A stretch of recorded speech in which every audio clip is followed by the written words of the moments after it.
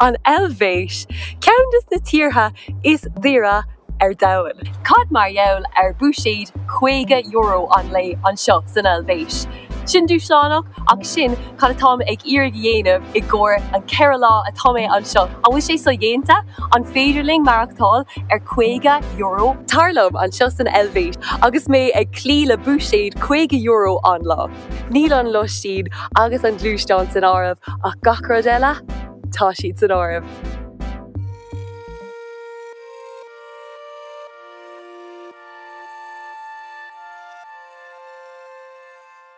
Díomh madraí íomhing eile an seo is saas-fee ach mar is féidir libh clostáil tá scuarnach tain agam braham go hána olc madraí ach tá sé dachar chun bheith ag gearán leis an roiirg seo.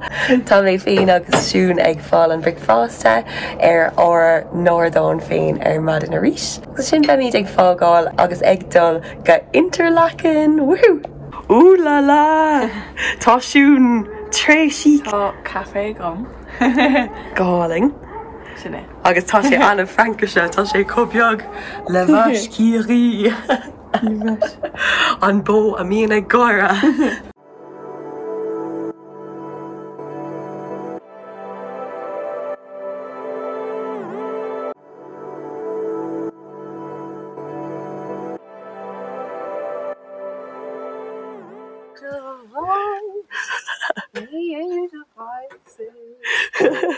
Wow.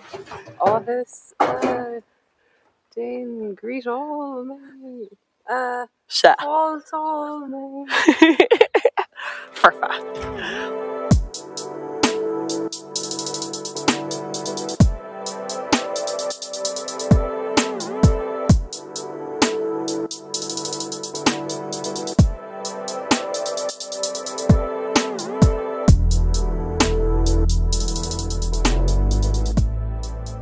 So níl éon café nó bíalan nó éon rud mar sin oscailte is saas-fee faoi láthair. Mína saona atá ann. So bhíorring tomáint go dtí an céad baile eile seo saas-grund agus tá café cóglóise an seo agus níl áirítar éon béir le tá sé cótradisiúnta féidir seo.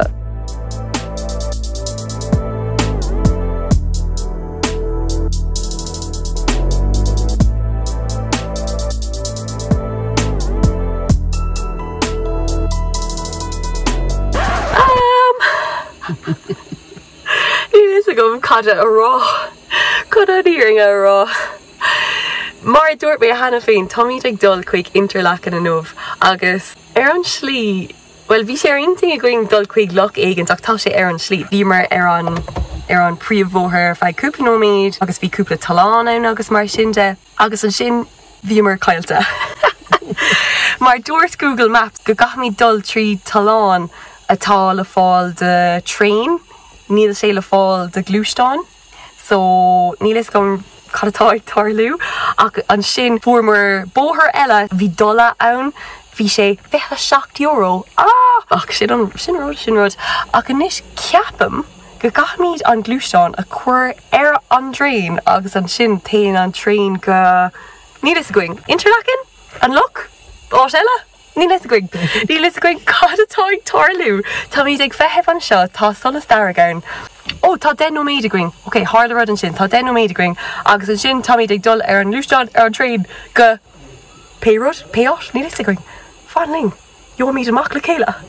4, 3, 2, a héir. Best of. Ó, tá sé fóstarg. Cadé!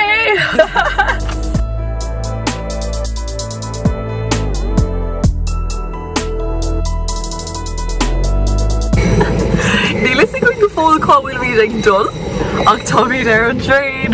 Choo-choo! Tá sí ag tomáint ach níl sí. Ja, sin é ar bhain. Tá míad an tríd an talán faoi dhearra. Whoa!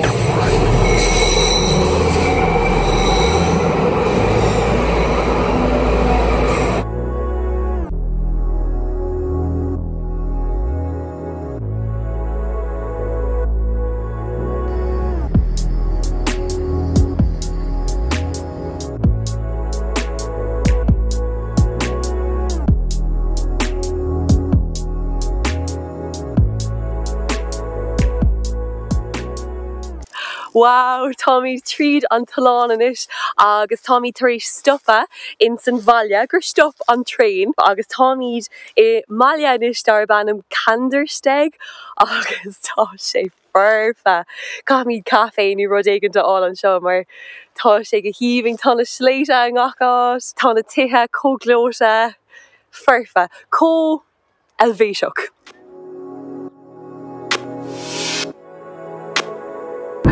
Lads, draw nuach de rís an Well, bhí an bailile sin go híoming ar fad agus tá sásta gur stoppa an sin ach an sin bhí mar chun dul chuig an loch sin Oceans or sea Rud éigent agus dúirt Google Maps go raibh sé dhéanamh ar an mórthir sa glúisteáin ón Maile ach ní raibh Bhí an bóthir dúnta tríos grúpa nóméid agus tá seans agat cable car ó thógáil glúisteáin cable ach bhí sé dúnta tus go bhfuil sé 6 uair tóca so bhí sé sin dúnta agus is féidir leis siúlód mór a dhéanamh ach an slí ann agus an sí tharnáis tá sé hart ar 8 km agus chun an íarna rá níl an time going mar caithníd inis dul chuig Interlaken sola áiríonn sé dúrcha.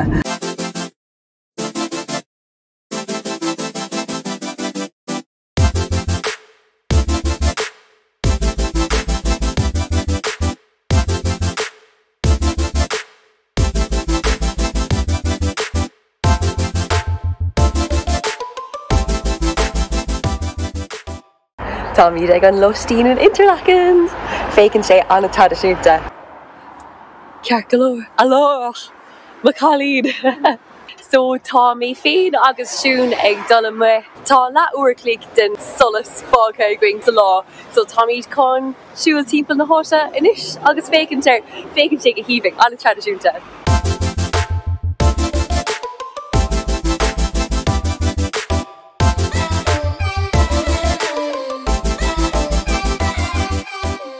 Well, Tommy done seo in Interlaken a gore cúpla nóméid inis agus tá sé go híoming ar fad. Tá anna cuid tros a thuaireachta an seo. Tá anna cuid daoine ag déanamh gníomhaíochtaí an seo, tá paragliding ar siúl, tá daoine ag rathíocht, tá daoine ag déanamh siúlóid an móra. Áit ferfa é sin de gacrad an sin ach mars gná an Eilvéis atá gist agus tá sé costa chun rodí sin a dhéanamh. So a marach tá sé airintí a going dul ar cable car de hais éigent agus roiach álainn a all den gá lochanna.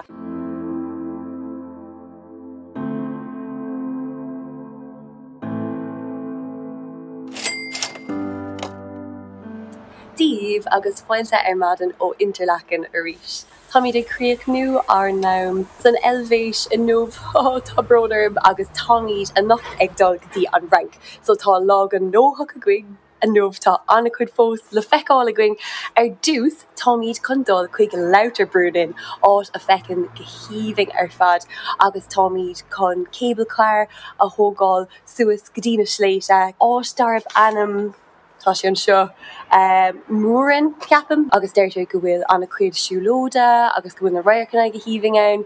So tá míad anna cóngraachtas na sléite ach beidh sé go amach chun bheith in san sléite.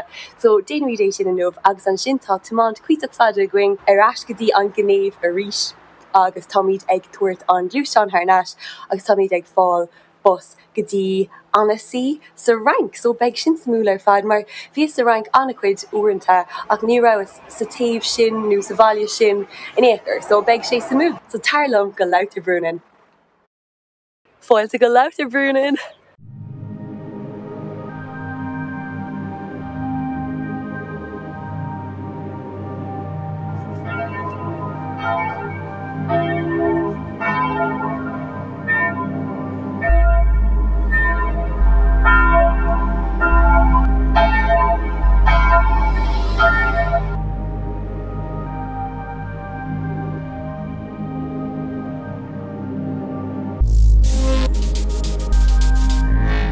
So tá míad sa stáisiún éis nóair a haimíad ar an cable car agus tá sé díreach taobh hiúr do seo tá sé ag fágáil a gúpla nóméid inis.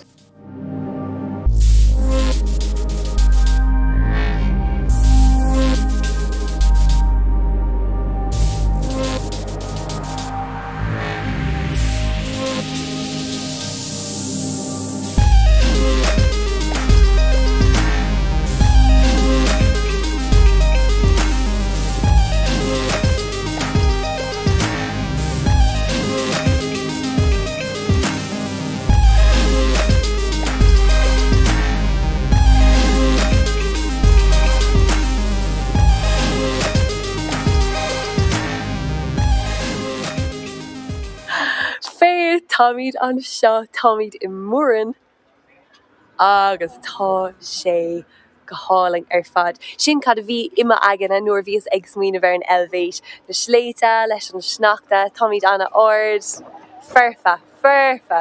Ní leis gom cadatáil a déanamh anseo I mórán. Ceapam cúpla siúlóid agus mar sin de, so táimid ag fécinn timpeall anois, tá sé cóglóta leis na tithe aimid agus mar sin de. Tá annachcuid tógáil ar siúl anseo, agus tá tógáil ar siúl in ngachát anseo san Eilvéis. Ceapam go bhfuil siad ag fáil réig den séasúr sciáil, so tá annachcuid ag tarlú an sin. Mar dúirt mé hena féin táimid sa seach séasúr níos, so níl sé róg an óthach. Tá annachcuid tógáil ar siúl.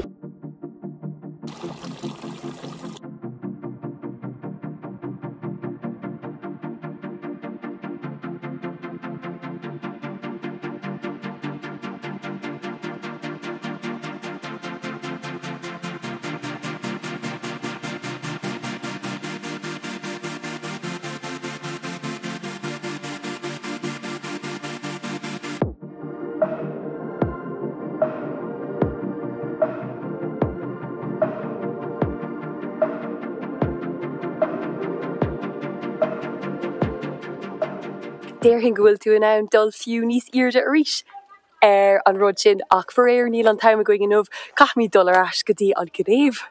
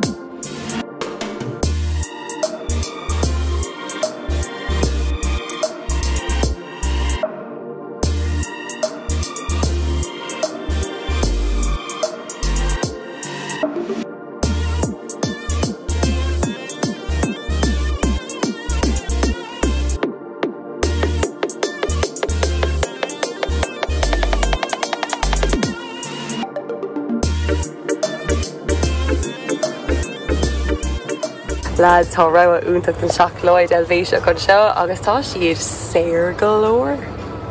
Catá dhéanamh go sí bheith.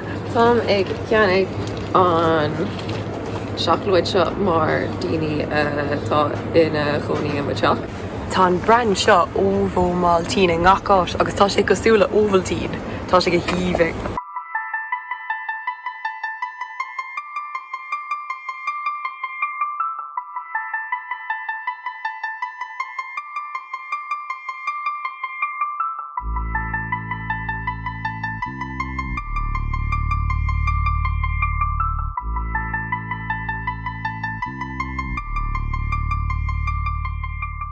Seo é ar subtarnach an seo san Eilvéis. Sal bhfuil míad arás go dtí airport Gnéamh arís. Seo é Loch Ton. Ceantas na lochanna atá an seo in Interlaken. Tá Loch Ton agus Loch Brienz ann, agus an sin rinnemer hamáint timpeall na locha agus bhí sé go híomhing có-suamhnach. Níl anna cuid daoine an seo nachar, agus níos táimid ag éthe ar lón agus féic ar spot a picnic don lá.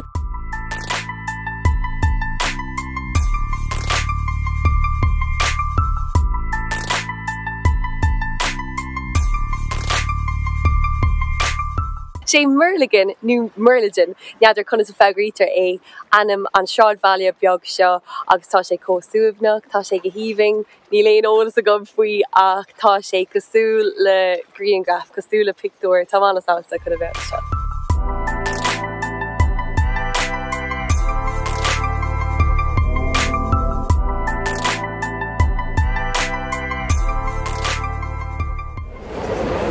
Dunéir den ládernach. Well gach aine Tommy Durashan seo in airport Gnéamh agus bhí lás ag Strasbourg taríis an loch sin ágáil. So bhí ag tomáint, dúirt Google Maps go dóg sé gá uair go leib ach níl. thug sé ceithre uair go le tuis go raibh an báisteach anna tromhar fad agus bhí an trácht go hadis. So bhí mar déadach chun an clúiseán a thuirt ar nas ach ní raibh bhíon trúblód a going faoi sin buhachas a dia bhí sé strasfar ar feadh cúpanóméid agus an sin bhí mar déanach don bus so níor thógamar an bus go dtí an Frank go Anasí agus bhí ar an teacht an seoirís go dtí an airport agus ceann nua cinnach ach buchas a dia tá bus curtha in ortha going a gcóir 9 o'clock tá sé 10 so be mí ag fágáil go ginearálta bhí an Eilvéis go húntaach ar fad bhí sé go háling agus bhí sé costasach ach ní raibh sé cócostasach sin nuair tá bhúséad díon is féidir leat rudí fós a dhéanamh so ordóg suas domsa agus Eilvéis a chéadá eile sib.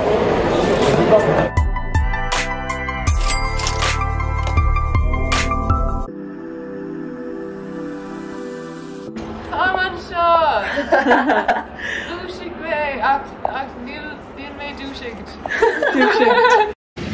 Tá sé an inis. Bhí seanception.